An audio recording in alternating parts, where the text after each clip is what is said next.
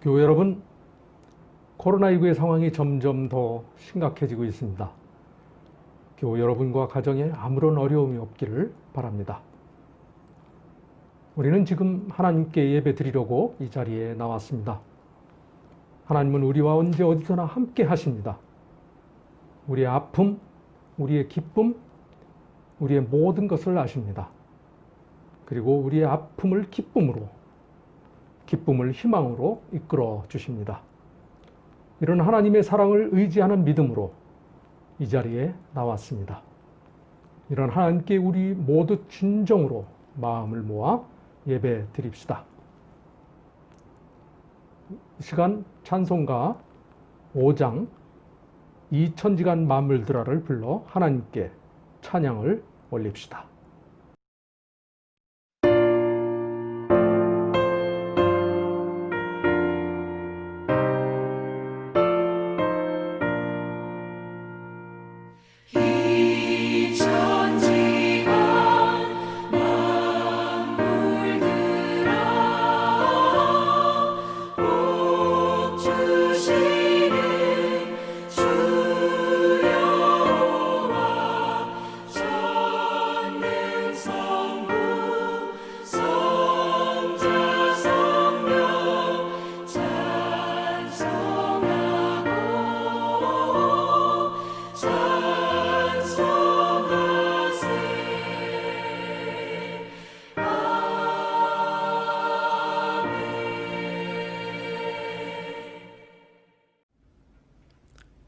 한국기독교 장로의 신앙 고백 선언으로 우리들의 신앙을 고백합시다.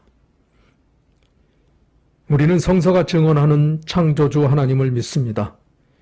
하나님은 영원하신 은총의 약속 안에서 하늘과 땅과 사람을 지으시고 그 선하신 뜻과 다함이 없는 사랑의 능력으로 온 우주와 그 가운데 생명을 새롭게 창조해 가시는 창조주이십니다. 우리는 구원의 주이신 예수 그리스도를 믿습니다. 예수는 사람의 아들로 태어나 가난하고 억눌린 자의 친구가 되셨으며 악의 세력에 맞서 사랑을 통한 저항을 하시다가 고난을 받으시고 십자가에 달려 죽으셨습니다. 그러나 제3일에 부활하시어 하늘과 땅의 모든 것을 바로잡으시고 인간과 역사와 자연을 속량하시어 하나님과 화목케 하신 화해의 주이십니다. 우리는 하나 되게 하시는 성령을 믿습니다. 성령은 자유케 하시는 영으로서 사람들을 하나님의 형상 곧 예수 그리스도를 닮도록 변화시키시고 우리가 정의와 평화를 위해 일할 때 당하는 고난을 이길 수 있도록 용기와 지혜와 희망을 주시며 인류 해방의 새 삶을 창조해 가시는 보혜사이십니다. 우리는 그리스도의 몸이며 어머니 같은 교회를 믿습니다. 교회는 믿음의 공동체로서 신도가 함께 모여 하나님을 예배하고 다시 흩어져 그리스도를 증언하며 세상에서 봉사하고 이 땅에 하나님 나라가 임할 때까지 세계의 평화와 민족의 평화 통일을 위해 일하도록 부름받은 하나님의 선교 공동체입니다. 우리는 이 역사의 종말적인 완성을 믿습니다. 예수 그리스도가 다시 오심으로 이 역사의 종말이 오고 하나님의 의로운 심판으로 모든 것이 회복되며 모든 것이 완성될 때까지 우리가 이 세상에서 믿음으로 선취한 몸의 부활과 영원한 삶에 참여하게 될 것을 믿습니다. 최은희 교우께서 기도하겠습니다. 함께 기도드립시다. 기도드리겠습니다. 지금도 변함없이 우리를 사랑하시는 하나님 감사합니다. 날마다 우리가 마주하는 새로운 상황에 처한 우리는 마치 목재를 잃고 광야를 방황하는 양떼와 같이 어찌할 바를 모르고 있습니다. 해마다 악화되는 자연재해는 지난 수세기 동안 인간이 자행한 자연환경 파괴에 기인한 것임을 우리는 잘 알고 있습니다. 그러나 그 파괴 행위는 지금도 계속되며 멈출 기미도 보이지 않습니다. 인간의 끝을 모르는 탐욕이 우리를 사로잡고 있기 때문입니다. 게다가 한 끼의 별미를 위한 우리의 식탐이 코로나19라는 유례없는 전염병이 만연하게 만들었습니다. 세계는 지금 우리가 자초한 고통 가운데서 출구를 찾지 못합니다. 하나님, 이 모든 일들에 우리의 안일함을 위해 방관하고 알게 모르게 동참했던 저희들을 용서해 주십시오. 이제라도 인간에 의한 자연환경 파괴를 멈춘 일에 나서게 하시고 우리 각자가 할 수 있는 일을 하게 하십시오. 한 달 넘게 지속된 장마와 더위, 두 개의 태풍으로 인한 삶의 터전을 잃고 망연자실한 우리 이웃들과 코로나19 전염병 장기화로 인해 생업에 타격을 입고 시름에 빠져 있는 우리 이웃들을 기억하시고 하나님 긍휼히 여기사 그들에게 자비를 베풀어 주십시오. 위로하여 주십시오. 상황이 이러함에도 불구하고 권력과 탐욕의 노예가 된 집단들은 그들을 보살피고 이끌기는커녕 온갖 거짓된 감언이설로 우리와 이웃들을 공격하고 있습니다. 심지어 그 누구는 자신이 하나님이 되었습니다. 그들 모두는 자신들이 우리의 이웃임을 자처하나 실은 그들은 강도들입니다. 이런 혼란과 고통 한가운데 우리가 당신의 백성이 있습니다. 하나님 우리를 도와주시고 지켜주십시오. 우리에게 힘과 용기를 주사 이 고통에서 헤어나게 하시고 지혜를 주셔서 이 세상의 거짓에 현혹되지 않게 하십시오. 그리고 우리의 걸음이 옳지 않은 길로 향하고 있다면 하나님 그 걸음을 멈추사 그 길을 돌이키도록 도와주십시오. 한국교회가 그 위상의 위기를 맞았습니다. 주님께서 성전을 정화하신 같이 한국교회를 정화시켜 주십시오. 하여 교회가 마땅히 가야 하는 곳, 있어야 할 곳, 해야 하는 일들을 할 수 있게 하십시오. 지금 이 시간에도 어려움에 처한 이들을 위해 수고하는 수많은 선한 우리 이웃들이 있습니다. 하나님 그들을 축복해 주시고 그들에게 지치지 않는 힘을 주십시오. 또 어려움에 처한 우리 이웃 모두에게 주님의 사랑과 평안을 주시고 내일을 위한 소망을 품게 하시기를 간절히 바랍니다. 지금 이 예배에 참여한 더불어 한교회 교우 모두를 축복하시고 하루빨리 이 고통의 순간이 지나고 평온한 일상으로 돌아가 건강한 모습으로 다시 만나기를 예수님의 이름으로 기도합니다. 아멘.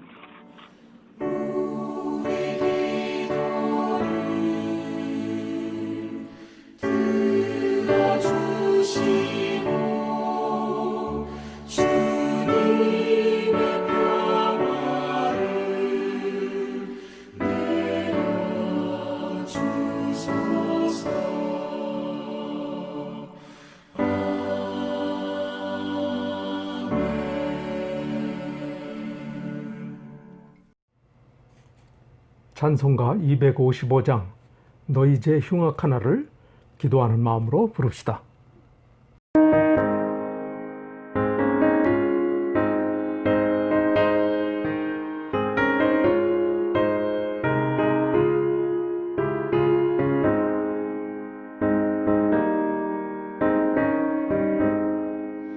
너희 죄 흉악하나 눈과 같이 이겠네. 너희 죄 흉악하나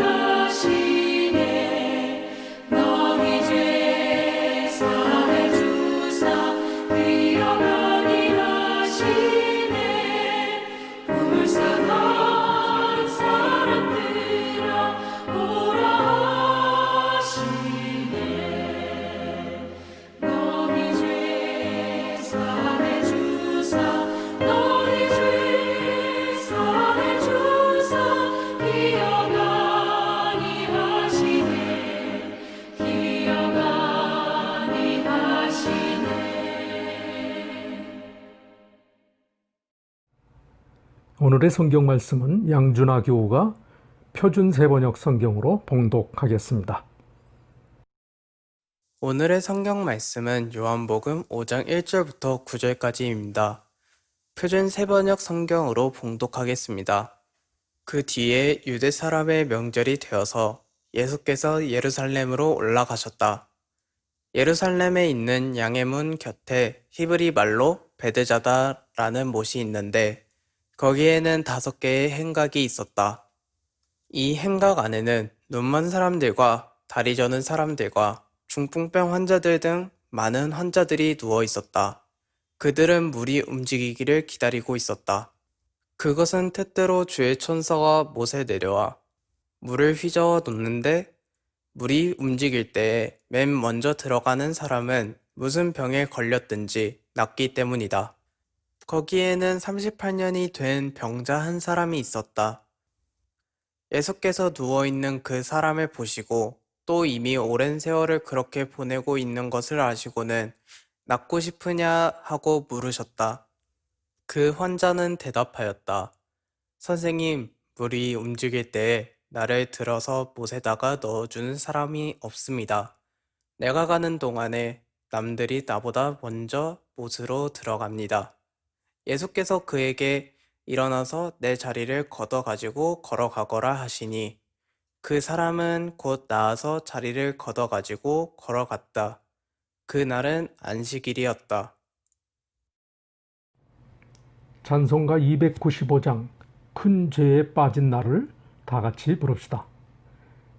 우리는 누구나 죄인입니다. 그러나 주님은 죄에서 우리를 건져 주셨습니다. 우리의 모든 잘못을 주님께 고백하는 마음으로 부르시기 바랍니다.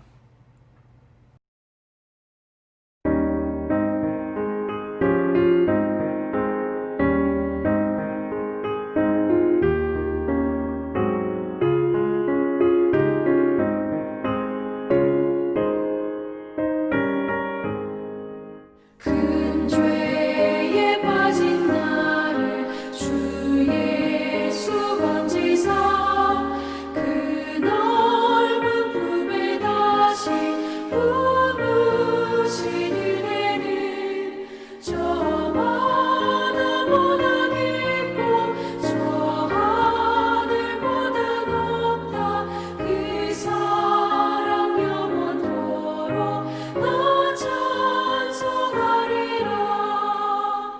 날로 더욱 귀하다. 날로 더욱 귀하다. 한이 없이 넓은 우리 주의 사랑. 날로 더욱 귀하다. 옛날에 유대 땅에 주 예수 다닐 때 그 은혜 받으려고 큰 물이 모였네. 물은 먼저 병든 자를 다 고쳐주셨으니 나 같은 죄인까지 그 은혜 받도다. 날로 더욱 귀하다. 날로 더욱 귀하다. 한이 없이 넓은 우리 주의 사랑. 날로 더욱 귀하다.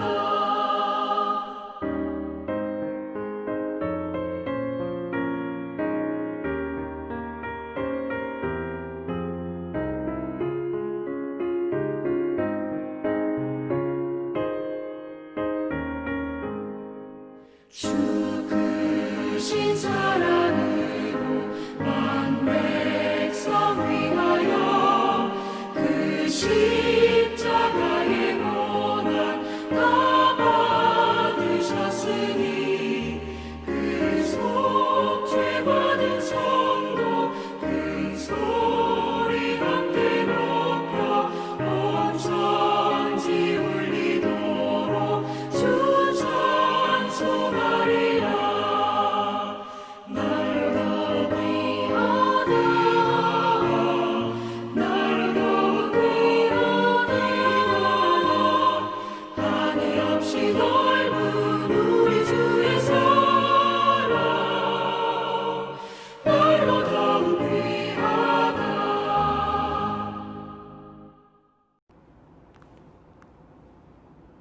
오늘 설교는 지난 5월 31일 서재문 이재홀에 오셔서 설교하셨던 유원규 목사님께서 베드자다의 룰과 예수님의 룰이라는 제목으로 말씀하시겠습니다. 끝이 보이지 않는 코로나 팬데믹이 모든 것을 해체시키고 있습니다. 우리의 일상과 경제를 비롯한 사회를 구성하는 기관 조직은 물론 수천 년의 역사를 가진 종교의 집회 형식까지 밑바닥부터 흔들리고 있습니다. 그뿐만 아닙니다. 우리 시대가 안고 있는 문제들에 대해 서로가 네 책임이고 너 때문이라는 편가르기와 책임 공방이 연일 우리 사회 곳곳에서 벌어지고 있습니다. 의과대학의 정원 확보와 공공의대 신설에 대한 의협과 정부 간의 협의도 풀리지 않고 있습니다. 광화문 집회에 대한 책임 공방도 뜨겁습니다. 집값 문제를 비롯한 검찰개혁과 국가 간의 문제 등 우리 사회의 모든 이슈들이 보수와 진보, 여당과 야당, 그리고 이해관계에 따라서 편이 갈리고 목숨을 건 충돌로 이어지고 있습니다. 심지어 전광훈 씨와 그의 동조자들은 방역당국과 정부가 코로나를 앞세워서 자기들을 핍박한다는 황당한 주장까지 펼치고 있습니다. 이런 가운데 우리 사회는 옳고 그름의 기준이 실종되고 사회 질서도 뒤죽박죽이 되어가고 있습니다. 우리는 과연 어떤 기준으로 이런 일련의 문제들을 보고 이 상황을 이해할 것입니까? 오늘 베드자다의 룰과 예수님의 룰을 살펴보면서 우리의 나아갈 길에 대한 기준과 방향을 정리해 보려고 합니다. 예루살렘 성 북쪽에 양의 문이 있습니다. 이 양의 문 곁에 베드자다라는 연못이 있습니다. 사다리꼴로 되어 있는 연못 네 모서리와 중앙에는 각각 행각이 세워져 있습니다. 그런데 특이한 것은 이 연못은 때때로 지하수가 거품을 내면서 차올라 물이 뒤집히는 것이었습니다. 그런 간헐천 현상을 사람들은 천사가 내려와서 물을 뒤집어 놓는 것이라고 생각하였습니다. 그런데 신기한 것은 그렇게 물이 뒤집힐 때 연못에 맨 먼저 뛰어든 사람은 그 어떤 병도 고침을 받게 된다는 것이었습니다. 그래서 연못 이름도 베드자다, 은혜의 집이라고 하였습니다.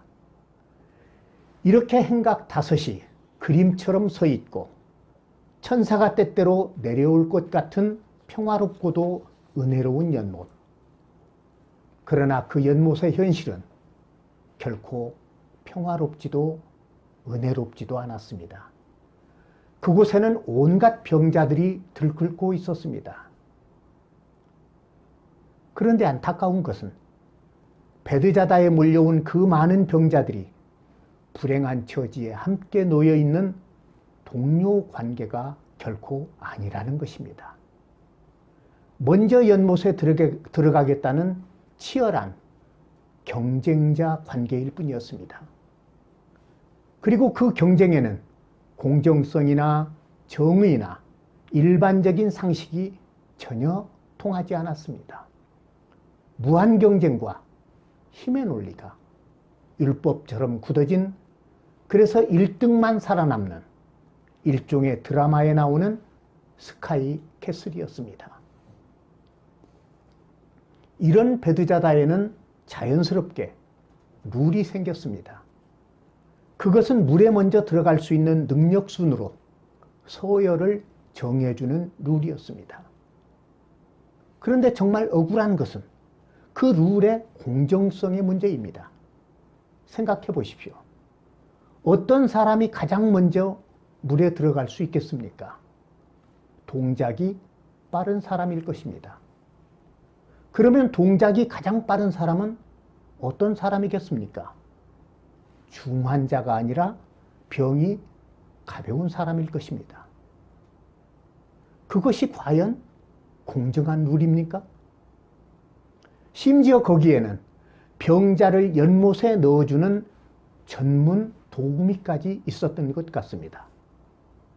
그러면 그런 도우미는 누가 이용할 수 있습니까? 빽과 돈이 많은 사람들일 것입니다. 그러니 이런 베드자다에서 일반 서민이 어찌 앞순위를 꿈이나 꾸겠습니까? 그렇습니다. 베드자다의 룰은 가진 자들을 위한 룰이었습니다. 수단 방법을 가리지 않고 앞선 자가 은혜를 차지하는 무한 자유경쟁의 룰이었습니다. 오늘 이런 현장에 우리 예수님이 오셨습니다. 요한복음 2장을 보면 며칠 전에 예수님은 성전 뜰에서 장사를 하는 사람들을 내쫓으셨습니다. 그런데 오늘은 그 성전으로 가시지 않고 병자들로 가득한 이 베드자다 연못으로 오셨습니다. 그리고 여기에서 38년 된 병자를 찾으셨습니다. 요한복음은 예수님의 이 동선까지도 무언의 의미가 있다고 우리에게 이야기하고 있습니다. 그러면 이제 38년 된 병자를 주목해 보십시다. 본문의 내용을 보면 이 병자는 베드자다에 모여든 병자들 가운데 가장 오래된 병자였습니다. 무려 38년을 기다려온 사람입니다. 그런데도 그는 아직 치유의 기회를 갖지 못하였습니다. 병자는 본문 7절에서 그 이유를 이렇게 밝혔습니다. 물이 움직일 때 나를 들어서 못에다가 넣어주는 사람이 없습니다. 내가 가는 동안에 남들이 나보다 먼저 못에 들어갑니다. 이 내용으로 봐 이 병자에게는 가족이 없는 것 같습니다. 있다고 해도 병자의 곁을 지킬 수 없는 형편에 있는 것 같습니다. 물론 그에게는 돈도 배경도 남을 제낄 완력도 없었습니다. 도우미를 동원할 형편은 더더욱 아니었습니다. 그래서 매번 순위에서 밀려났고 그렇게 38년을 기다릴 수밖에 없었습니다. 이렇게 베드자다의 룰은 가장 필요로 하는 사람이 필요한 것을 얻게 되는 룰이 아니었습니다. 자, 그래서 김누리 교수는 독일에 비해서 우리나라는 끝없는 경쟁만 있고 연대감이나 공감 능력이나 인격의 성숙을 위한 교육이 부재함을 몹시 안타까워하였습니다. 바로 베드자다의 현실이 그랬습니다. 그곳에는 힘 있는 사람을 위한 룰만 있었습니다. 바로 거기에서 삶의 모순과 심각한 갈등이 일어나게 됩니다. 바로 거기에서 한이 맺히고 분한 사연이 생기는 것입니다. 그런 불공정한 세상을 보면서 시편 73편의 시인도 이렇게 탄식을 하였습니다. 이렇다면 내가 깨끗한 마음으로 살아온 것과 내 손으로 죄를 짓지 않고 깨끗하게 살아온 것이 허사라는 말인가? 13절 말씀입니다. 이 탄식은 바로 오늘 우리들의 탄식과도 같습니다. 그런데 오늘 예수님은 그 많은 병자들 중에서 오직 38년 된 병자만을 찾으셨습니다. 그리고 일어나서 네 자리를 걸어가지고 걸어가거라 치유하여 주셨습니다. 여기에서 우리는 베드자다의 룰과는 전혀 다른 예수님의 룰을 찾아볼 수 있습니다. 예수님의 룰은 힘있고 배경 좋은 사람을 우선으로 삼는 베드자다의 룰과는 달랐습니다. 힘없고 소외된 사람을 우선으로 삼는 룰이 예수님의 룰이었습니다. 1등만 살아남는 룰이 아니라 오히려 꼴찌가 선택을 받는 룰이었습니다. 그런데 본문의 치유 사건은 예수님의 다른 치유 사건과는 사뭇 다른 과정을 보여주고 있습니다. 우리는 여기에서 예수님의 룰에 담긴 기본 정신을 발견할 수 있습니다. 예수님의 다른 치유 사건들은 거의가 네 믿음이 너를 구원하였다 또는 그 사람의 믿음을 보시고 라는 단서들이 붙어 있습니다. 그런데 본문의 치유 사건은 병자의 믿음과는 아무 상관이 없습니다. 그가 믿음이 좋다든가 예수님을 붙들고 간청을 하지도 않았습니다. 다만 그는 소외자 중에 소외자였고 병자 중에서도 가장 힘없는 병자였습니다. 다른 말로 철저히 땅의 사람이었습니다. 그런 의미에서 예수님의 룰은 무시당하고 살던 땅의 사람도 소중한 인간 대접을 받는 인간 중심의 룰이었습니다. 안식일법이냐 물에 빠진 양이냐 그 갈림길에서 예수님의 룰은 생명을 먼저 건지고 병을 고쳐서 사람답게 사는 것을 더 중시하는 생명 우선의 룰이었습니다. 그래서 요한복음은 예수님의 이 치유 사건이 바로 안식일날 행해졌음을 본문의 말미에서 밝히고 있는 것입니다. 그런데 여기에 나오는 때때로라는 표현이 참 재미있습니다. 요한복음은 당시 성전 세력을 안식일법을 악용하고 사람의 약점을 볼모로 잡아 겁을 주고 사회적 신분이나 소유로 줄을 세워서 그들에게만 특혜를 주는 불의한 세력으로 인식을 하였습니다. 본문의 표현처럼 그런 그들 성전 세력들은 때때로 깜짝 휴와 같은 천사 노름을 연출한다고 생각하였습니다. 그래서 그런 성전 세력에 대한 대안으로서 이 치유 사건을 통한 예수님의 룰을 요한복음은 제시하고 있는 것입니다. 그렇습니다. 예수님의 이 치유 사건은 베드자다의 룰을 뿌리부터 거부하는 사건이었습니다. 그러면서 그와는 전혀 다른 새로운 룰을 제시하고 있습니다. 그 새로운 룰은 병자가 38년 동안 깔고 앉았던 자리를 들고 일어나는 것이었습니다. 그 병자는 38년 동안 베드자다의 룰에 철저하게 순응했던 사람입니다. 다른 룰은 꿈에도 생각해보지 않은 사람입니다. 예수님이 자기를 고칠 때도 베드자다의 룰에 따라서 자기를 연못에 넣어줄 것이라 생각했는지도 모릅니다. 그러나 예수님은 제자들이나 돈이나 도우미를 동원하지 않았습니다. 다만 그 병자가 38년 동안 깔고 앉아서 살았던 자리, 베드자다의 룰로 상징되는 그 자리를 들고 일어나게 하셨습니다.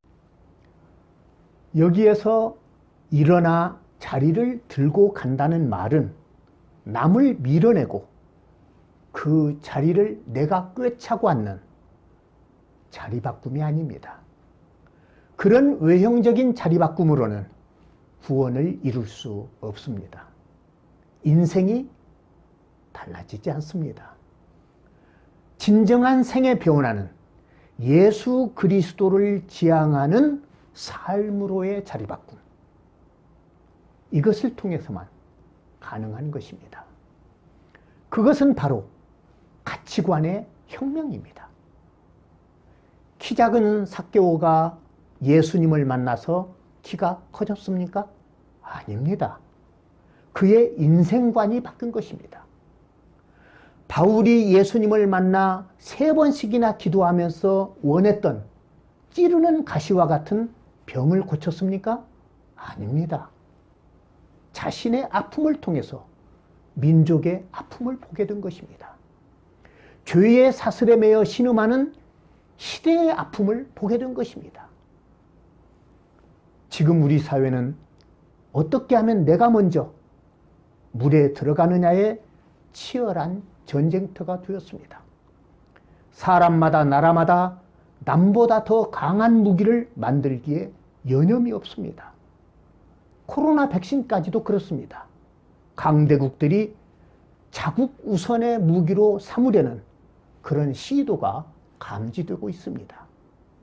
이는 크게 잘못된 생각들입니다. 손에 든 무기를 내려놓을 때 가장 안전하게 된다는 상식도 모르는 무지의 소치입니다. 더불어 나눔이 더 많은 것을 소유하게 된다는 상생의 이치도 모르는 욕심의 소치입니다. 그런 의미에서 일어나서 네 자리를 걷어가지고 가라 라는 이 말씀은 이 세상의 힘의 논리를 뒤엎는 혁명적인 선언이 아닐 수 없습니다. 교회가 결코 크기나 숫자로 서열을 정하는 베드자다의 룰을 따라가서는 안 됩니다. 부러워해서도 안 됩니다. 하나님의 은혜와 축복을 이 세상의 등급에 따라 차등 지급을 해서도 안 됩니다. 교회는 병들고 가난하고 힘이 없어도 똑같은 인간임을 자각할 수 있도록 그들을 깨우치고 우선적으로 그들을 붙들어 주어야 합니다. 그렇습니다. 교회는 남을 밀쳐내고 얻은 승리를 감사하는 곳이 아닙니다. 이웃과 함께 아파한다는 사실을 오히려 감사하는 곳입니다. 다 망해도 나만은 성공하게 해달라고 그런 기도를 드리는 곳이 아닙니다. 모두가 인간으로 살게 해달라는 기도를 드리는 곳입니다. 내 하나님이 아닙니다. 우리의 하나님입니다. 끝으로 이 치유 사건에서 우리가 자칫 그냥 지나치기 쉬운 대목이 있습니다. 예수님이 38년 된 병자에게 낫고 싶으냐? 라고 물으신 그 질문의 의미입니다. 병을 고치려고 38년을 기다려온 사람에게 낫고 싶으냐? 이런 질문이 어디 있습니까? 너무나 당연한 것 아닙니까? 그런데 그런 질문을 왜 하시는 것입니까? 거기에 예수님의 어떤 숨은 의도가 있는 것 아니겠습니까? 그렇다면 그 의도는 무엇입니까? 저는 이런 상상을 해봅니다. 38년을 기다려온 병자, 처음에는 소망을 놓지 않았을 것입니다. 그러나 병이 길어지면서 희망은 점점 절망으로 바뀌었을 것입니다. 더구나 현실은 냉혹하기 그지없습니다. 자기를 앞질러가는 사람만 있고 몸도 도와주는 사람은 전혀 없습니다. 그렇게 세월을 보내는 동안 그는 이제 나이도 많이 들었습니다. 몸도 제대로 가누지 못하게 되었습니다. 이제는 병을 고치겠다는 생각보다는 베드자다에 나와서 그냥 멍하니 앉아있는 것이 그의 일상이 되어버렸을 것입니다. 그런 병자에게 예수님이 물었습니다. 낫고 싶으냐? 저는 예수님의 이 질문을 이렇게 해석하고 싶습니다. 아직도 너에게 낫고자 하는 열정과 의지가 남아있느냐? 라는 것입니다. 예수님은 오늘 우리들에게도 똑같은 질문을 하십니다.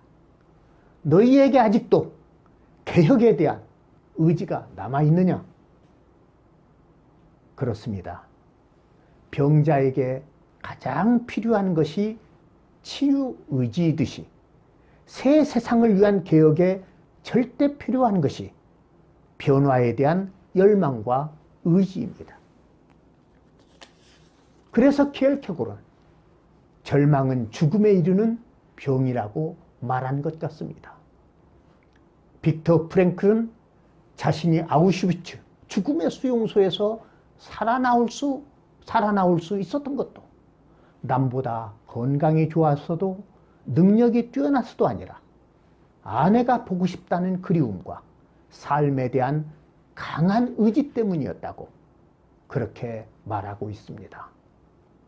우리 사회를 바꾸고 개혁하려면 이 변화를 향한 열망과 강한 의지의 줄을 우리가 놓지 말아야 할 것입니다. 기다리고 준비하는 사람에게는 기회는 반드시 옵니다. 38년 동안 베드자다에서 맨 꼴찌로 내몰린 병자는 마침내 예수님을 만나 베드자다를 탈출하는 사람이 되었습니다. 예수님은 승자에게만 은혜의 집이 되는 베드자다가 아니라 꼴찌도 진정한 사람이 되는 베드자다의 새로운 역사를 만드신 것입니다. 끝으로 박노의 시인의 도토리 두 알을 읽어드리면서 진정한 베드자다의 은혜가 우리 모두의 것이 되기를 바랍니다. 산길에서 주워든 도토리 두 알, 한 알은 작고 보잘것없는 도토리, 한 알은 크고 윤나는 도토리. 나는 손바닥의 도토리 두 알을 바라본다. 너희도 필사적으로 경쟁했는가? 내가 더 크고 빛나는 존재라고 땅바닥에 떨어질 때까지 싸웠는가? 진정 무엇이 더 중요한가? 크고 윤나는 도토리가 되는 것은 청설모나 멧돼지에게나 중요한 일. 삶에서 훨씬 더 중요한 건 참나무가 되는 것. 나는 작고 보잘것없는 도토리를 멀리 빈 숲으로 힘껏 던져주었다. 울지 마라. 나는 울지 마라. 너는 묻혀서 참나무가 되려니. 함께 기도하시겠습니다. 주님, 저희를 베드자다의 룰에서 해방시켜 주옵소서. 한국의 교회를 물량주의와 성장제일주의의 룰에서 해방시켜 주옵소서. 이 대한민국을 아직도 속박하고 있는 식민사관과 반공주의와 수구 확장주의의 룰에서 해방시켜 주옵소서. 저희로 하여금 사람 중심의 세상, 생명을 우선으로 하는 가치관으로 더불어 살고 더불어 섬기는 교회를 이루게 하옵소서. 이를 위해 우리가 가진 것을 내놓고 함께 나누며 연대하게 하옵소서. 예수 그리스도의 이름으로 기도드립니다. 아멘.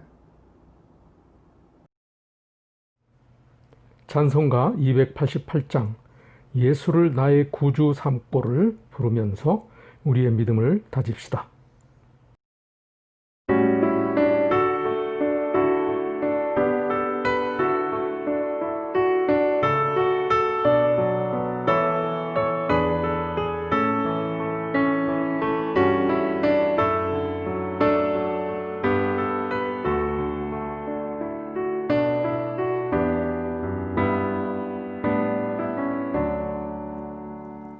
예수를 나의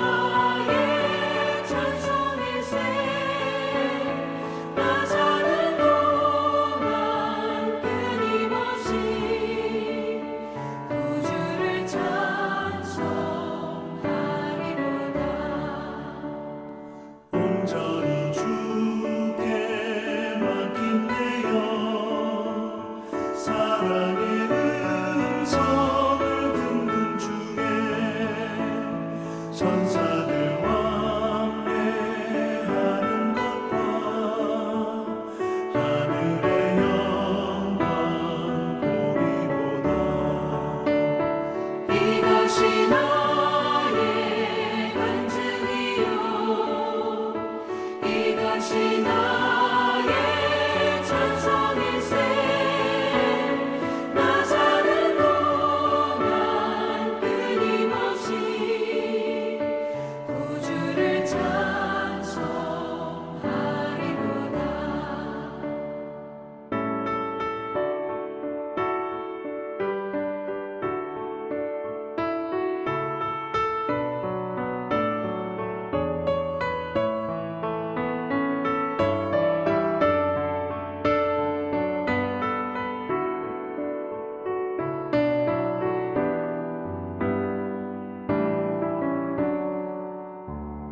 주 안에 기쁨 누림으로 마음의 풍랑이 잔잔하니 세상과 나는 간 곳 없고 구속한 주만 보이도다.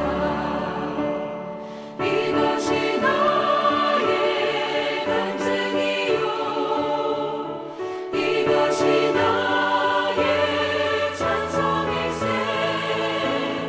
나 사는 동안 끊임없이 구주를 찬송하리로다.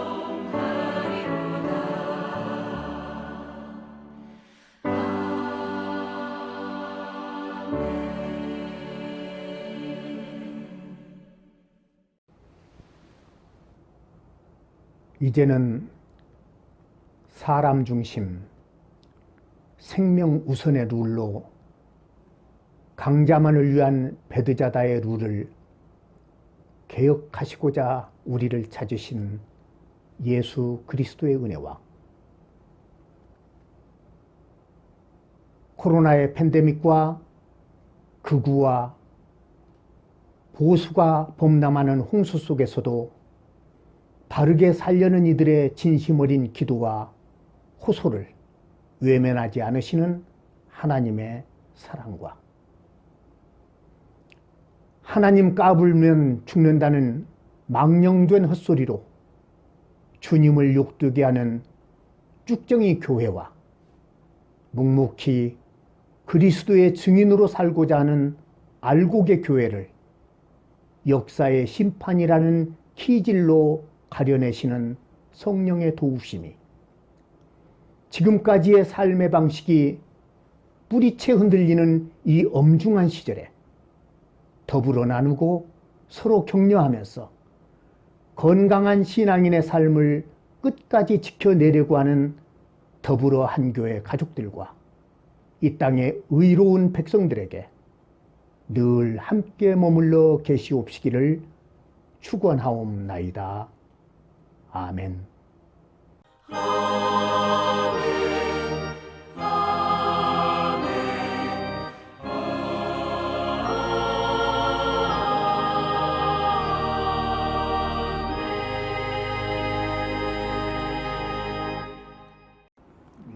더불어 한 교회는 9월에도 영상으로 주일 예배를 드리기로 하였음을 알려드립니다.